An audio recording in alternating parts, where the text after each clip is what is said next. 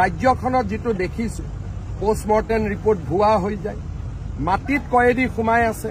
মানুহে কয় এয়াৰ কণ্ডিশ্যনত ৰাখিছো এটা টিভি চেনেলে কয় 10 বছৰ আগত আমি গম পাইছিলো নেকি অমুক বেয়া মানুহ আমি তেতিয়াহে পঞ্চপাণ্ডৱ কৰিছিলো আৰে মই 10 বছৰ আগত মই গম পাইছিলো নেকি গতিকে ইজনৰ ফটো সিজনৰ ফটো তোত লগাই তেওঁলোকে কেম্পেইন কৰিলে তেওঁলোকৰ ফটোটো ওলোৱাৰ লগে লগে তেওঁলোকে কৈ দিলে যে আমি 10 বছৰ আগত কেনেকৈ গম পাম যদি আপোনালোকে গম নাপায় আমি কেনেকৈ গম পাম তাৰ মানে অসমখন যোৱা 1 মাহত আমি কমপ্লিট নেতিবাচক এটা মাইণ্ডছেট লৈছো কোনবাই মাত্ৰ কবহে লাগে যে জেলত এয়াৰ কণ্ডিশ্যন এইটো জেলত এয়াৰ কণ্ডিশ্যন হ'ব পাৰে নেকি কিন্তু মানুহে বিশ্বাস কৰিলে কাৰণ মানুহৰ মাইণ্ডটো সাধাৰণ মানুহৰ মাইণ্ডটো নিগেটিভ কৰি দিয়া হৈছিল বোলে পোষ্টমৰ্টেম ৰিপৰ্ট কোনেও ৰিপৰ্টটোত চোৱাই নাই যে তাত চহীটোও নাই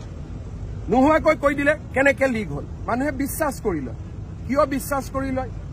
বহুতে নিজৰ লাইকছ বা নিজৰ ফেচবুকত লাইকছ বঢ়াবৰ কাৰণে এইটো বঢ়াবৰ কাৰণে এনেকুৱা নিউজবোৰ দিয়ে নিউজবোৰত 5, 6, 10,000 লাইকছ হয় বিভিন্ন ধৰণৰ স্বাৰ্থত জুবিনৰ আদৰ্শটো কৰবাত থাকি গ'ল বিভিন্ন ধৰণৰ স্বাৰ্থত মানুহবিলাক নামি পৰিল সেইকাৰণে বিজেপিৰ লক্ষ্য হ'ব যে আমি মানুহক আকৌ এবাৰ সংগঠিত কৰিম যে এইখন অসম আমি কেতিয়াও বিচৰা নাই আমি এখন অসম বিচাৰিছো য'ত ন্যায়ালয়ে দ্ৰুতগতিত ন্যায় দিয়ক অভিযুক্তৰ শাস্তি হওক লগত অসমৰ উত্তৰ পুৰুষৰ বাবে যাতে জুবিনৰ আদৰ্শক আমি জীয়াই ৰাখিব পাৰোঁ